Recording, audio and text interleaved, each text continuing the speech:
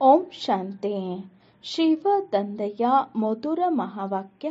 ಮುರುಳಿಯ ದಿನಾಂಕ 1-12-2023. ಪ್ರಾತಃ ಮುರುಳಿ ಬಾಪ್ದಾದ ಮಧುಬನ. ಮಧುರ ಮಕ್ಕಳೇ, ಈ ಪಾಠಶಾಲೆಗೆ ಬರುವುದರಿಂದ ನಿಮಗೆ ಪ್ರತ್ಯಕ್ಷ ಫಲದ ಪ್ರಾಪ್ತಿಯಾಗುತ್ತದೆ. ಒಂದೊಂದು ಜ್ಞಾನ ರತ್ನಗಳು ಲಕ್ಷಾಂತರ ರೂಪಾಯಿಗಳ ಆಸ್ತಿಯಾಗಿದೆ. ಅದನ್ನು ತಂದೆಯೇ ಕೊಡುತ್ತಾರೆ. ಮಧುರ ಮಕ್ಕಳೇ, ಈ ಪಾಠಶಾಲೆಗೆ ಬರುವುದರಿಂದ ನಿಮಗೆ ಪ್ರತ್ಯಕ್ಷ ಫಲದ ಪ್ರಾಪ್ತಿಯಾಗುತ್ತದೆ. ಒಂದೊಂದು ಜ್ಞಾನ ರತ್ನಗಳು ಲಕ್ಷಾಂತರ ರೂಪಾಯಿಗಳ ಆಸ್ತಿಯಾಗಿದೆ. ಅದನ್ನು ತಂದೆಯೇ ಕೊಡುತ್ತಾರೆ. ಪ್ರಶ್ನೆ: ತಂದೆಯು ಯಾವ ನಶೆ ಏರಿಸುತ್ತಾರೆ? ಅದು ಏಕೆ ಹಗುರವಾಗುತ್ತದೆ? ಸದಾ ನಶೆ ಏರಿರಬೇಕು. ಅದಕ್ಕೆ ಯುಕ್ತಿ ಏನಾಗಿದೆ? ತಂದೆಯು ಯಾವ ನಶೆ ಏರಿಸುತ್ತಾರೆ? ಅದು ಏಕೆ ಹಗುರವಾಗುತ್ತದೆ? ಸದಾ ನಶೆ ಏರಿರಬೇಕು. ಅದಕ್ಕೆ ಯುಕ್ತಿ ಏನಾಗಿದೆ? ಉತ್ತರ: ಯಾವಾಗ ಹೊರಗಡೆ ಹೋಗಿ ಕುಟುಂಬ ಪರಿವಾರದ ಮುಖಗಳನ್ನು ನೋಡುತ್ತೀರೋ ಆಗ ನಶೆಯು ಇಳಿದು ಬಿಡುತ್ತದೆ. ನಷ್ಟ ಮೋಹಿಗಳಾಗುವುದಿಲ್ಲ. ತಂದೆಯ ಜೊತೆ ಆತ್ಮಿಕ ವಾರ್ತಾಲಾಪವನ್ನು ಮಾಡುವುದನ್ನು ಕಲಿಯಬೇಕು. ಆಗ ನಶೆಯು ಸದಾ ಏರಿರುತ್ತದೆ. ಬಾಬಾ, ನಾವು ನಿಮ್ಮವರಾಗಿದ್ದೇವೆ. ತಾವು ನಮ್ಮನ್ನು ಸ್ವರ್ಗದಲ್ಲಿ ಕಳುಹಿಸಿಕೊಟ್ಟಿರಿ. ನಾವು 21 ಜನ್ಮಗಳು ಸುಖವನ್ನು ಭೋಗಿಸಿ ಮತ್ತೆ ದುಃಖಿಯಾದೆವು. ನಾವು ಈಗ ಮತ್ತೆ ಸುಖದ ಆಸ್ತಿಯನ್ನು ಪಡೆಯಲು ಬಂದಿದ್ದೇವೆ. ನಷ್ಟ ಮೋಹಿಗಳಾಗಿದ್ದೇ ಆದರೆ ನಶೆ ಏರುತ್ತದೆ. ಗೀತೆ: ಸತ್ತರೂ ನಿಮ್ಮ ಮಡಿಲಿನಲ್ಲಿಯೇ, ಬದುಕಿದ್ದರೂ ನಿಮ್ಮ ಮಡಿಲಿನಲ್ಲಿಯೇ. ಓಂ ಶಾಂತಿ. ಇದು ಯಾರ ಮಾತನ್ನು ಕೇಳಿದಿರಿ? ಗೋಪ ಗೋಪಿಕೆಯರದು. ಯಾರಿಗಾಗಿ ಹೇಳುತ್ತಾರೆ? ಪರಮಪಿತ ಪರಮಾತ್ಮ ಶಿವನಿಗೆ. ಹೆಸರಂತೂ ಬೇಕಲ್ಲವೇ?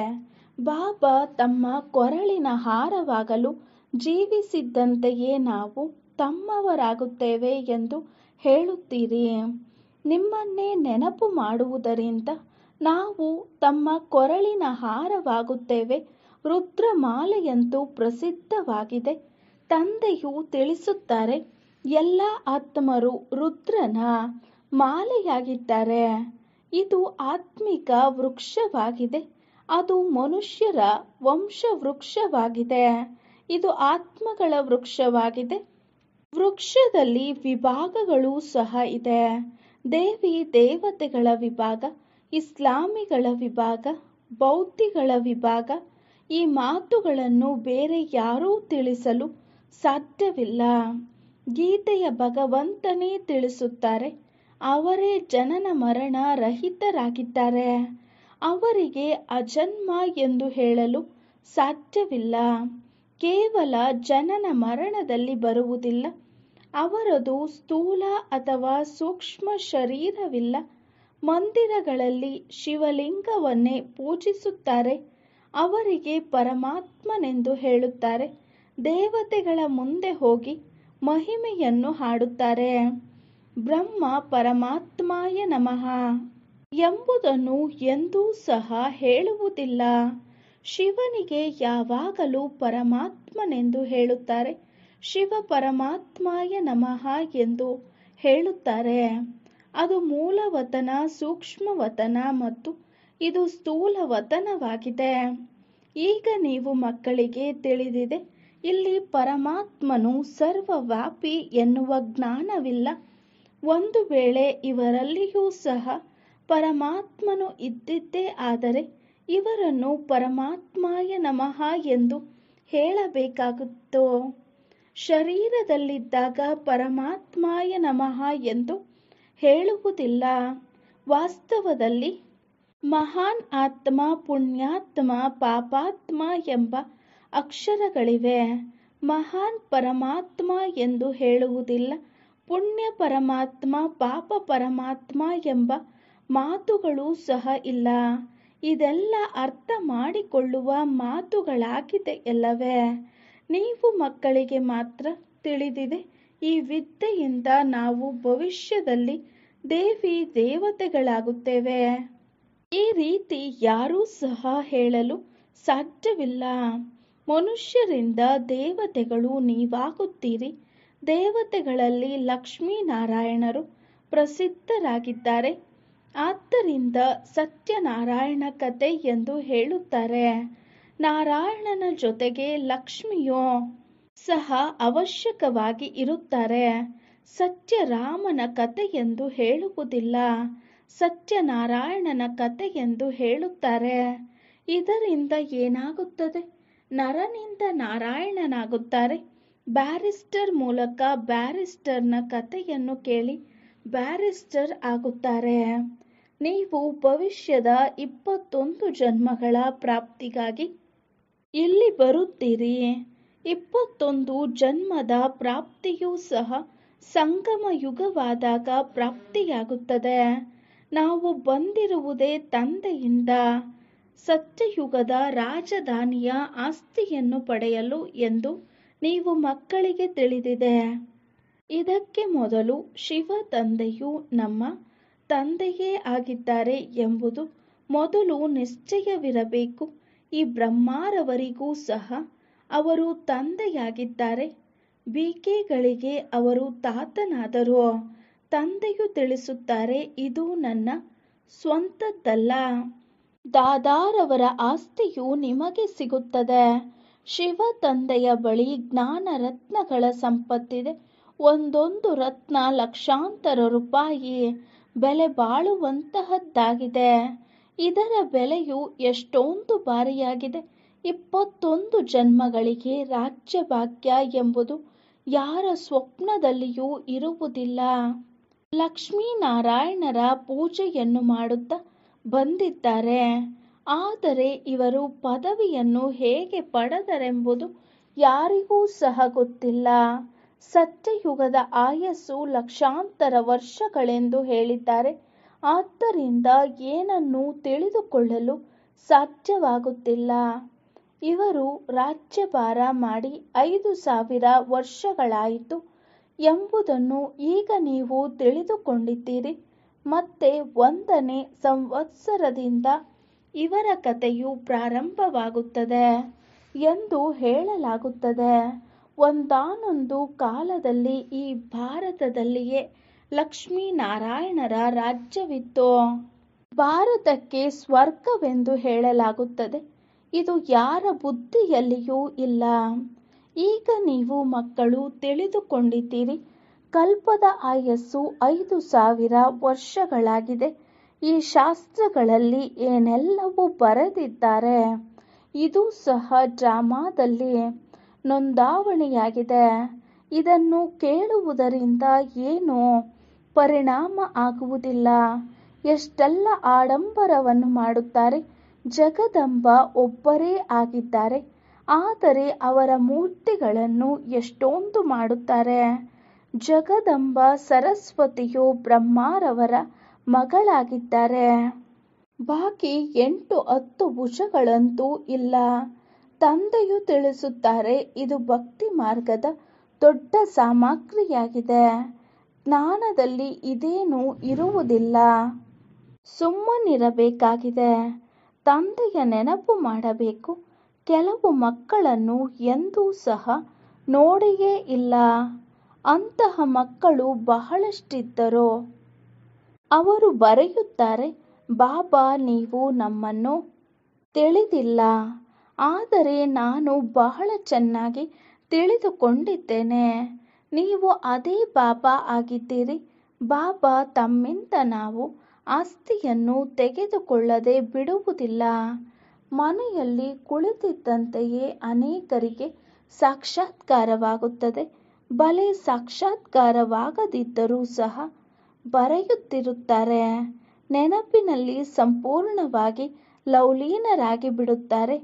ತಂದೆಯು ಸದ್ಗತಿದಾತ ಆಗಿದ್ದಾರೆ. ಮಕ್ಕಳು ತಂದೆ ತಾಯಿಗೆ ಅಂಟಿಕೊಂಡು ಬಿಡುತ್ತಾರೆ. ಏಕೆಂದರೆ ತಂದೆ ತಾಯಿ ಮಕ್ಕಳಿಗೆ ಸುಖವನ್ನು ಕೊಡುತ್ತಾರೆ. ಆದರೆ ಈಗಿನ ಮಾತಾಪಿತರು ಯಾವುದೇ ಸುಖವನ್ನು ಕೊಡುವುದಿಲ್ಲ. ಇನ್ನು ವಿಕಾರದಲ್ಲಿ ಮುಳುಗಿಸಿ ಬಿಡುತ್ತಾರೆ.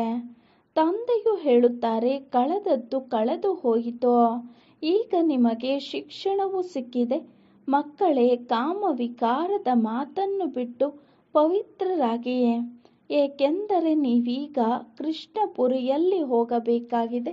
ಕೃಷ್ಣನ ರಾಜ್ಯವು ಸತ್ಯಯುಗದಲ್ಲಿಯೇ ಇರುತ್ತದೆ. ಮನುಷ್ಯರು ಕೃಷ್ಣನನ್ನು ದ್ವಾಪರದಲ್ಲಿ ತೋರಿಸಿದ್ದಾರೆ.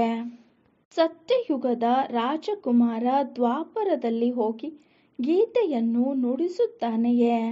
ಅವನಂತೂ ನಾರಾಯಣನಾಗಿ ಸತ್ಯಯುಗದಲ್ಲಿ ರಾಜ್ಯವನ್ನು ಮಾಡುತ್ತಾನೆ. ಭಗವಾನುವಾಚ, ಈ ಸಮಯದಲ್ಲಿ ಮನುಷ್ಯ ಮಾತ್ರರೆಲ್ಲರೂ ಆಸುರಿ ಸ್ವಭಾವದಲ್ಲಿದ್ದಾರೆ. ಇವರನ್ನು ದೈವಿ ಸ್ವಭಾವವುಳ್ಳವರನ್ನಾಗಿ ಮಾಡಲು ಗೀತೆಯ ಭಗವಂತ ಬರುತ್ತಾರೆ. ಆ ತಂದೆಗೆ ಬದಲಾಗಿ ಮಗನ ಹೆಸರನ್ನು ಹಾಕಿಬಿಟ್ಟಿದ್ದಾರೆ. ಈ ಮಗನನ್ನು ಮತ್ತೆ ದ್ವಾಪರದಲ್ಲಿ ತೆಗೆದುಕೊಂಡು ಬಂದಿದ್ದಾರೆ. ಇದು ಸಹ ದೊಡ್ಡ ತಪ್ಪೇ ಆಗಿದೆ. ಮತ್ತೆ ಯಾದವರು ಪಾಂಡವರು ಇದ್ದರೆ ಸಿದ್ಧವಾಗುವುದಿಲ್ಲ. ತಂದೆಯೇ ಹೇಳುತ್ತಾರೆ, ಮಕ್ಕಳೇ, ನೀವು ಶ್ರೇಷ್ಠ ದೈವಿ ಕುಲದವರಾಗಿದ್ದೀರಿ. ಮತ್ತೆ ಇಂತಹ ಸ್ಥಿತಿ ಹೇಗಾಯಿತು? ಈಗ ನಾನು ಮತ್ತೆ ನಿಮ್ಮನ್ನು ದೇವತೆಗಳನ್ನಾಗಿ ಮಾಡುತ್ತೇನೆ. ಮನುಷ್ಯರನ್ನು ಸ್ವರ್ಗದ ರಾಜರನ್ನಾಗಿ ಮಾಡಲು ಸಾಧ್ಯವಿಲ್ಲ. ಮನುಷ್ಯರು ಸ್ವರ್ಗದ ಸ್ಥಾಪನೆ ಮಾಡಲು ಸಾಧ್ಯವೇನು? ಆತ್ಮನನ್ನು ಪರಮಾತ್ಮನೆಂದು ಕರೆಯುವುದು ಎಷ್ಟು ದೊಡ್ಡ ತಪ್ಪಾಗಿದೆ. ಸನ್ಯಾಸಿಗಳಂತೂ ಮನುಷ್ಯರನ್ನು ದೇವತೆಗಳನ್ನಾಗಿ ಮಾಡಲು ಸಾಧ್ಯವಿಲ್ಲ. ಇದಂತೂ ತಂದೆಯ ಕೆಲಸವೇ ಆಗಿದೆ. ಆರ್ಯ ಸಮಾಜದವರು ಆರ್ಯ ಸಮಾಜಿಗಳನ್ನಾಗಿ ಮಾಡುತ್ತಾರೆ. ಕ್ರಿಶ್ಚಿಯನ್ನರು ಕ್ರಿಶ್ಚಿಯನ್ನರನ್ನಾಗಿ ಮಾಡುತ್ತಾರೆ. ಹಾಗೆಯೇ ತಾವು ಯಾರ ಬಳಿ ಹೋಗುತ್ತೀರೋ ಅವರು ಅವರಂತೆಯೇ ಮಾಡುತ್ತಾರೆ. ದೇವತಾ ಧರ್ಮವು ಸತ್ಯಯುಗದಲ್ಲಿರುತ್ತದೆ. ಅಂದ ಮೇಲೆ ತಂದೆಯು ಸಂಗಮ ಯುಗದಲ್ಲಿ ಬರಬೇಕಾಗುತ್ತದೆ. ಇದು ಮಹಾಭಾರತ ಯುದ್ಧವಾಗಿದೆ. ಈ ಯುದ್ಧದ ಮೂಲಕವೇ ನಿಮ್ಮ ವಿಜಯವಾಗುತ್ತದೆ. ವಿನಾಶದ ನಂತರ ಜಯ ಜಯಕಾರವಾಗುತ್ತದೆ. ತಮಗೆ ಗೊತ್ತಿದೆ, ಅವಶ್ಯಕವಾಗಿ ವಿನಾಶವಾಗುತ್ತದೆ ಎಂದು. ಯಾರಾದರೂ ಸಿಂಹಾಸನದ ಮೇಲೆ ಕುಳಿತಿದ್ದರೆ ಅವರನ್ನು ಇಳಿಸುವುದರಲ್ಲಿ ತಡ ಮಾಡುವುದಿಲ್ಲ. ಇದಕ್ಕೆ ಸ್ವರ್ಗವೆಂದು ಹೇಳೋಣವೇ? ಇದಂತೂ ಪೂರ್ಣ ನರಕವಾಗಿದೆ. ಇದಕ್ಕೆ ಸ್ವರ್ಗವೆನ್ನುವುದು ತಪ್ಪಾಗಿದೆ. ಮನುಷ್ಯರು ಎಷ್ಟೊಂದು ದುಃಖಿಗಳಾಗಿದ್ದಾರೆ ಎಂದು ಯಾರಾದರೂ ಜನ್ಮ ಪಡೆದರೆ ಖುಷಿ, ಸುಖ, ಮತ್ತೆ ಮರಣ ಹೊಂದಿದರೆ ದುಃಖವಾಗುತ್ತದೆ. ಇಲ್ಲಂತೂ ಎಲ್ಲದರಿಂದ ನಷ್ಟಮೋಹಿಗಳಾಗಬೇಕು. ಇಲ್ಲವೆಂದರೆ ಬಾಬಾ ಸರ್ವೀಸ್ ಮಾಡಲು ಹೋಗಿ ಎಂದು ಸಹ ಹೇಳುವುದಿಲ್ಲ. ತಂದೆಯು ತಿಳಿಸುತ್ತಾರೆ, ನಾನಂತೂ ನಷ್ಟಮೋಹಿಯಾಗಿದ್ದೇನೆ. ಯಾವುದೇ ವಸ್ತುವಿನೊಂದಿಗೆ ಏಕೆ ಮೋಹವನ್ನಿಟ್ಟುಕೊಳ್ಳಲಿ? ನಾನೇನು ಗೃಹಸ್ಥಿಯೇ? ತಾವು ಮಕ್ಕಳಿಗೆ ಗೊತ್ತಿದೆ, ಖಂಡಿತ ಈ ಬಿದುರಿನ ಕಾಡಿಗೆ ಬೆಂಕಿ ಬೀಳಬೇಕು. ವಿನಾಶದಲ್ಲಿ ತಡವಾಗುವುದಿಲ್ಲ. ತಾವು ಎಲ್ಲಿಯೇ ಭಾಷಣ ಮಾಡಿದರೆ ಆಗ ತಿಳಿಸುತ್ತೀರಿ, ಬೇಹದ್ದಿನ ತಂದೆಯ ಬಳಿ ಬಂದು ಆಸ್ತಿಯನ್ನು ಪಡೆಯಿರಿ. ಹದ್ದಿನ ತಂದೆಯಿಂದ ಹದ್ದಿನ ಆಸ್ತಿಯು ಸಿಗುತ್ತದೆ. ತಾವು 63 ಜನ್ಮಗಳನ್ನು ಈ ನರಕದಲ್ಲಿ ಪಡೆದಿದ್ದೀರಿ. ನಾನು 21 ಜನ್ಮಗಳಿಗಾಗಿ ನಿಮಗೆ ಸ್ವರ್ಗದ ಆಸ್ತಿಯನ್ನು ಕೊಡಲು ಬಂದಿದ್ದೇನೆ. ಈಗ ರಾವಣನ ಆಸ್ತಿಯು ಚೆನ್ನಾಗಿದೆಯೇ ಅಥವಾ ರಾಮನ ಆಸ್ತಿಯು ಚೆನ್ನಾಗಿದೆಯೇ? ಈಗ ರಾವಣನ ಆಸ್ತಿಯು ಚೆನ್ನಾಗಿದೆಯೇ ಅಥವಾ ರಾಮನ ಆಸ್ತಿಯು ಚೆನ್ನಾಗಿದೆಯೇ? ಒಂದು ವೇಳೆ ರಾವಣನದು ಚೆನ್ನಾಗಿದ್ದರೆ ರಾವಣನನ್ನು ಏಕೆ ಸುಡುತ್ತೀರಿ?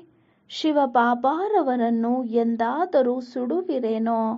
ಕೃಷ್ಣನನ್ನು ಸುಡುತ್ತಾರೇನೋ? ಇದಂತೂ ರಾವಣನ ಸಂಪ್ರದಾಯವಾಗಿದೆ. ವಿಕಾರದಿಂದ ಜನ್ಮ ಪಡೆಯುತ್ತಾರೆ. ಇದು ವೇಶ್ಯಾಲಯ, ವಿಷಯ ಸಾಗರವಾಗಿದೆ. ಅದು ನಿರ್ವಿಕಾರಿ ಶಿವಾಲಯ, ಅಮೃತ ಸರವಾಗಿದೆ. ಕ್ಷೀರ ಸಾಗರದಲ್ಲಿ ವಿಷ್ಣುವನ್ನು ತೋರಿಸುತ್ತಾರಲ್ಲವೇ, ಈಗ ಕ್ಷೀರಸಾಗರ ಇರುತ್ತದೆಯೇ? ಹಾಲಂತೂ ಹಸುವಿನಿಂದ ಬರುತ್ತದೆ. ಈಗ ನೋಡಿ, ಈಶ್ವರ ಸರ್ವವ್ಯಾಪಿ ಎಂದು ಹೇಳುತ್ತಾರೆ. ಮತ್ತೆ ಸ್ವಯಂವನ್ನು ಶಿವೋಹಂ ಎನ್ನುತ್ತಾರೆ, ಏಕೆಂದರೆ ಪವಿತ್ರವಾಗಿರುತ್ತಾರೆ. ನಿಮ್ಮಲ್ಲಿ ಈಶ್ವರನಿದ್ದಾನೆ ಎಂದು ಹೇಳುತ್ತಾರೇನೋ? ನಿಮ್ಮಲ್ಲಿ ಇಲ್ಲ, ಏಕೆಂದರೆ ತಾವು ಪತಿತರಾಗಿದ್ದೀರಿ. ಆತ್ಮವು ಹೇಳುತ್ತದೆ, ನಾನು ಈಗ ಪರಮಪಿತ ಪರಮಾತ್ಮನ ಮೂಲಕ ಪಾವನವಾಗುತ್ತಿದ್ದೇನೆ. ಮತ್ತೆ ಪಾವನವಾಗಿ ರಾಜ್ಯ ಮಾಡುತ್ತೇವೆ. ತಾವು ಅನೇಕ ಬಾರಿ ಆಸ್ತಿಯನ್ನು ಪಡೆದಿದ್ದೀರಿ, ಮತ್ತೆ ಕಳೆದುಕೊಂಡಿದ್ದೀರಿ. ಈ ಡ್ರಾಮಾದ ಚಕ್ರವು ಬುದ್ಧಿಯಲ್ಲಿ ಕುಳಿತುಕೊಂಡಿದೆ. ತಂದೆಯು ತಿಳಿಸುತ್ತಾರೆ, ತಾವೆಲ್ಲ ಪಾರ್ವತಿಯರಾಗಿದ್ದೀರಿ, ನಾನು ಶಿವನಾಗಿದ್ದೇನೆ. ಕತೆ ಮುಂತಾದವುಗಳೆಲ್ಲವೂ ಇಲ್ಲಿಯ ಮಾತಾಗಿದೆ. ಸೂಕ್ಷ್ಮವತನದಲ್ಲಿ ಅಂತೂ ಕತೆ ಮುಂತಾದ ಮಾತಿಲ್ಲ. ತಮ್ಮನ್ನು ಅಮರಪುರಿಯ ಮಾಲೀಕರನ್ನಾಗಿ ಮಾಡಲು ತಂದೆಗೆ ಅಮರ ಕಥೆಯನ್ನು ಹೇಳುತ್ತಾರೆ. ಅದು ಅಮರಲೋಕ, ಅಲ್ಲಿ ಸುಖವೇ ಸುಖವಿದೆ. ಮೃತ್ಯು ಲೋಕದಲ್ಲಿ ಆದಿ ಮಧ್ಯ ಅಂತ್ಯ ದುಃಖವಿದೆ. ಎಷ್ಟು ಚೆನ್ನಾಗಿ ತಿಳಿಸುತ್ತಾರೆ. ಯಾರು ಕಲ್ಪದ ಮೊದಲು ತಂದೆಯಿಂದ ಆಸ್ತಿಯನ್ನು ಪಡೆದಿದ್ದರೋ ಅವರದೇ ಈಗ ಪುರುಷಾರ್ಥವು ನಡೆಯುತ್ತದೆ. ಇಲ್ಲಿಯವರೆಗೆ ಮಿಷನರಿ ಏನು ನಡೆಯುತ್ತಿದೆಯೋ ಮೊದಲು ಇಷ್ಟೇ ನಡೆದಿತ್ತು. ಭಲೆ ಬಾಬಾರವರು ಹೇಳುತ್ತಾರೆ, ತಾವು ಸರ್ವೀಸನ್ನು ಚೆನ್ನಾಗಿ ಮಾಡುತ್ತಿಲ್ಲ, ತಣ್ಣಗಿದೆ ಎಂದು ಹೇಳುತ್ತಾರೆ. ಆದರೆ ಇದನ್ನೂ ಸಹ ತಿಳಿಸುತ್ತಾರೆ, ಕಲ್ಪದ ಮೊದಲು ತಾವು ಯಾವ ಸರ್ವೀಸನ್ನು ಮಾಡಿದ್ದೀರೋ ಅದನ್ನೇ ಮಾಡುತ್ತೀರಿ. ಆದರೂ ಪುರುಷಾರ್ಥವನ್ನು ಮಾಡುತ್ತಲೇ ಇರಬೇಕು. ಚಿಕ್ಕ ಚಿಕ್ಕ ದೀಪಗಳನ್ನು ಬಿರುಗಾಳಿಯು ಅಲುಗಾಡಿಸಿ ಬಿಡುತ್ತದೆ. ಎಲ್ಲರ ಅಂಬಿಗ ಒಬ್ಬ ತಂದೆಯಾಗಿದ್ದಾರೆ. ಹೇಳಿಕೆ ಇದೆ, ಅಂಬಿಗ ನನ್ನ ದೋಣಿಯನ್ನು ಪಾರು ಮಾಡು. ಡ್ರಾಮಾದ ಲೀಲೆಯೇ ಈ ರೀತಿಯಾಗಿದೆ. ಎಲ್ಲರೂ ಆ ಹೇಳಿಕೆಯ ಮೇಲೆ ನಿಂತಿದ್ದಾರೆ. ಆ ಹಳೆಯ ಜಗತ್ತಿನ ಕಡೆ ಹೋಗುತ್ತಿದ್ದಾರೆ. ಇಲ್ಲಿ ಕಡಿಮೆ ಇದ್ದಾರೆ. ನೀವು ಎಷ್ಟೊಂದು ಕಡಿಮೆ ಇದ್ದೀರಿ. ಬಲೆ ಅಂತಿಮದಲ್ಲಿ ಬಹಳಷ್ಟು ಆಗುತ್ತೀರಿ. ಆದರೂ ಹಗಲು ರಾತ್ರಿಯ ವ್ಯತ್ಯಾಸವಿದೆ. ಅವರೆಲ್ಲರೂ ರಾವಣ ಸಂಪ್ರದಾಯದವರು. ತಂದೆಯು ಬಹಳ ನಶೆಯನ್ನು ಏರಿಸುತ್ತಾರೆ. ನಂತರ ಹೊರಗಡೆ ಕುಟುಂಬ ಪರಿವಾರದ ಮುಖ ನೋಡಿದರೆ ನಶೆಯೇ ಹಗುರವಾಗಿ ಬಿಡುತ್ತದೆ. ಈ ರೀತಿ ಆಗಬಾರದು.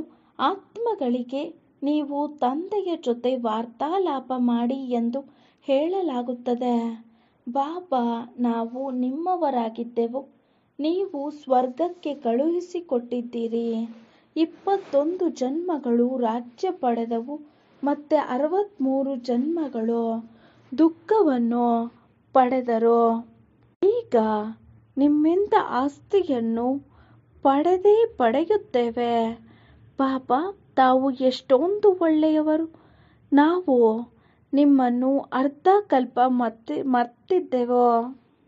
ಬಾಬಾರವರು ಹೇಳುತ್ತಾರೆ, ಇದಂತೂ ಅನಾದಿ ಮಾಡಿ ಮಾಡಲ್ಪಟ್ಟಂತಹ ನಾಟಕವಾಗಿದೆ. ಇದು ಸಹ ನನ್ನ ಕೆಲಸವಾಗಿದೆ.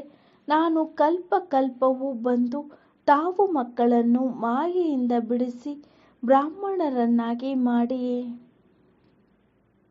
ಸೃಷ್ಟಿಯ ಆದಿ ಮಧ್ಯ ಅಂತ್ಯದ ರಹಸ್ಯವನ್ನು ಹೇಳುತ್ತೇನೆ. ಯಾವಾಗ ಸ್ವರ್ಗ? ಬಾಬಾರವರು ಹೇಳುತ್ತಾರೆ, ಇದಂತೂ ಅನಾದಿ ಮಾಡಿ ಮಾಡಲ್ಪಟ್ಟಂತಹ ನಾಟಕ. ಇದು ಸಹ ನನ್ನ ಕೆಲಸವಾಗಿದೆ. ನಾನು ಕಲ್ಪ ಕಲ್ಪ ಬಂದು ತಾವು ಮಕ್ಕಳನ್ನು ಮಾಯೆಯಿಂದ ಬಿಡಿಸಿ ಬ್ರಾಹ್ಮಣರನ್ನಾಗಿ ಮಾಡಿ ಸೃಷ್ಟಿಯ ಆದಿ ಮಧ್ಯ ಅಂತ್ಯದ ರಹಸ್ಯವನ್ನು ಹೇಳುತ್ತೇನೆ. ಯಾವಾಗ ಸ್ವರ್ಗ ಮಾಡಬೇಕೆನಿಸುತ್ತದೆಯೋ ಆಗಲೇ ನಾನು ಬರುತ್ತೇನೆ. ಯಾವಾಗ ಸ್ವರ್ಗ ಮಾಡಬೇಕಾಗುತ್ತದೆಯೋ ಆಗಲೇ ನಾನು ಬರುತ್ತೇನೆ. ತಾವೀಗ ಫರಿಸ್ತೆಗಳಾಗುತ್ತಿದ್ದೀರಿ. ಪವಿತ್ರತೆಯ ಸಾಕ್ಷಾತ್ಕಾರವನ್ನು ಮಾಡಿಸುತ್ತಾರೆ. ತಾವು ನಷ್ಟಮೋಹಿಗಳೂ ಸಹ ಆಗಬೇಕು. ಬಾಬಾರವರಿಗೆ ಒಂದು ವೇಳೆ ಯಾರಾದರೂ ಬಾಬಾ, ನಾವು ಸರ್ವೀಸ್ಗೆ ಹೋಗುವುದೇ ಎಂದು ಕೇಳುತ್ತಾರೆ. ಆಗ ಬಾಬಾರವರು ಹೇಳುತ್ತಾರೆ, ಒಂದು ವೇಳೆ ನೀವು ನಷ್ಟಮೋಹಿಗಳಾಗಿ ಮಾಲೀಕರಾಗಿದ್ದರೆ ಎಲ್ಲಿ ಬೇಕಾದರೂ ಹೋಗಿ. ಮಾಲೀಕರಾಗಿದ್ದರೆ ಕುರುಡರಿಗೆ ಮಾರ್ಗವನ್ನು ತೋರಿಸಬೇಕು. ನಷ್ಟಮೋಹಿಗಳಾಗಿಲ್ಲ ಎಂದರೆ ಅವರು ಕೇಳುತ್ತಾರೆ. ನಷ್ಟಮೋಹಿಗಳಾಗಿದ್ದರೆ ಅವರು ಸರ್ವೀಸಿಗೆ ಓಡುತ್ತಿರುತ್ತಾರೆ. ಒಂದು ಕಡೆ ಇರುವುದಿಲ್ಲ. ಗುರಿ ಬಹಳ ದೊಡ್ಡದಾಗಿದೆ. ತಂದೆಯು ಸೇವಾದಾರಿ ಮಕ್ಕಳ ಮೇಲೆ ಬಲಿಹಾರಿಯಾಗುತ್ತಾರೆ. ಈ ಬಾಬಾ ಮೊದಲ ನಂಬರಿನಲ್ಲಿ ಇದ್ದರಲ್ಲವೇ? ಎಲ್ಲರೂ ತ್ಯಾಗ ಮಾಡುತ್ತಾರೆ, ಆದರೆ ಇವರದು ಮೊದಲ ನಂಬರ್ ಆಗಿದೆ. ಬಾಬಾರವರು ಹೇಳುತ್ತಾರೆ, ಆತ್ಮ ಅಭಿಮಾನಿಗಳಾಗಿ ಅಂದರೆ ತಮ್ಮನ್ನು ಅಶರೀರಿ ಎಂದು ತಿಳಿಯಿರಿ. ಬೇಹದ್ದಿನ ತಂದೆಯು ತಮಗೆ 21 ಜನ್ಮಗಳ ಆಸ್ತಿಯನ್ನು ಕೊಡುತ್ತಾರೆ. ಒಳ್ಳೆಯದು. ಅವರು ಹೇಗೆ ಬರುತ್ತಾರೆ? ಬರೆಯಲಾಗಿದೆ, ಬ್ರಹ್ಮನ ಮುಖದಿಂದ ರಚನೆಯು ರಚಿಸುತ್ತಾರೆ ಅಂದಾಗ ಖಂಡಿತ ಬ್ರಹ್ಮರವರಲ್ಲಿಯೇ ಬರುತ್ತಾರೆ. ಬ್ರಹ್ಮನಿಗೆ ಪ್ರಜಾಪಿತನೆಂದು ಹೇಳಲಾಗುತ್ತದೆ ಅಂದಾಗ ಆ ಬೇಹದ್ದಿನ ತಂದೆಯಿಂದ ಆಸ್ತಿಯನ್ನು ಪಡೆಯಿರಿ. ಈ ಮಾತುಗಳನ್ನು ತಿಳಿಸುವುದರಲ್ಲಿ ನಾಚಿಕೆಯ ಯಾವುದೇ ಮಾತಿಲ್ಲ. ಒಳ್ಳೆಯದು.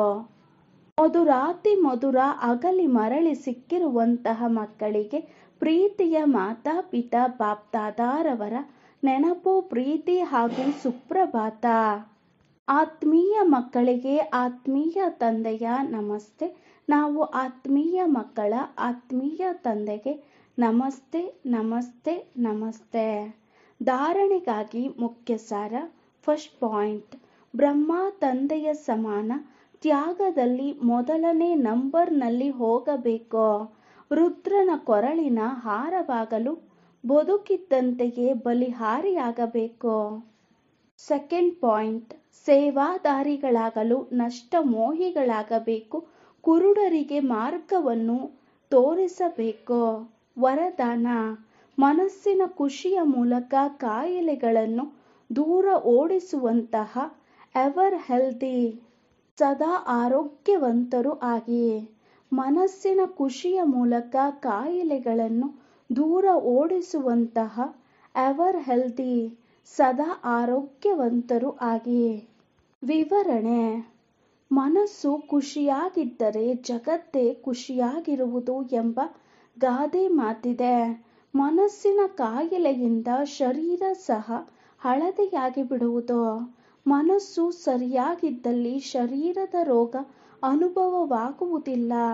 ಶರೀರ ಕಾಯಿಲೆ ಇದ್ದರೂ ಸಹ ನಿಮ್ಮ ಮನಸ್ಸು ಆರೋಗ್ಯವಾಗಿದೆ. ಏಕೆಂದರೆ ನಿಮ್ಮ ಬಳಿ ಬಹಳ ಒಳ್ಳೆಯ ಖುಷಿಯ ಔಷಧಿ ಇದೆ. ಈ ಔಷಧಿ ಕಾಯಿಲೆಯನ್ನು ಓಡಿಸಿ ಬಿಡುವುದು, ಮರೆಸಿ ಬಿಡುವುದು. ಆದ್ದರಿಂದ ಮನಸ್ಸು ಖುಷಿ ಇದ್ದಲ್ಲಿ ಜಗತ್ತೇ ಖುಷಿ, ಜೀವನವೇ ಖುಷಿ. ಅದರಿಂದ ಸದಾ ಆರೋಗ್ಯವಂತರಾಗಿ ಬಿಡುವಿರಿ. ಸ್ಲೋಗನ್: ಸಮಯದ ಮಹತ್ವಿಕೆಯನ್ನು ತಿಳಿದಿರಲ್ಲವೇ? ಯಾರು ತಿಳಿಯುತ್ತಾರೆ? ಸರ್ವ ಖಜಾನೆಗಳಿಂದ ಅವರು ಸಂಪನ್ನರಾಗಿ ಬಿಡುವರು. ಸಮಯದ ಮಹತ್ವಿಕೆಯನ್ನು ತಿಳಿದಿರಾದರೆ ಸರ್ವ ಖಜಾನೆಗಳಿಂದ ಸಂಪನ್ನರಾಗಿ ಬಿಡುವಿರಿ. ಓಂ ಶಾಂತಿ.